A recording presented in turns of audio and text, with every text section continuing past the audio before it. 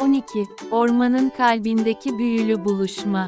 Pamukçu, kayıp gül bahçesinde öğrendiklerini kucaklayarak sevimli ormana döndü. Artık ormanın kalbindeki gizemi çözmek için hazırdı. Yolculuğuna ormanın derinliklerindeki bilinmeyen bölgelere doğru devam etti. Uzun bir yolculuktan sonra, Pamukçu gizemli bir kavak ağacıyla karşılaştı. Bu özel ağaç, ormanın kalbindeki büyülü buluşmanın anahtarıydı.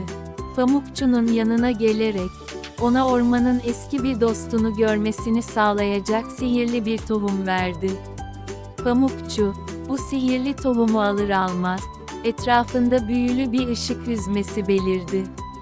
Işığın içinden çıkan eski bir arkadaş, orman meleği olarak bilinen ışık yaratığıydı. Orman meleği, Pamukçu'ya ormanın tarihini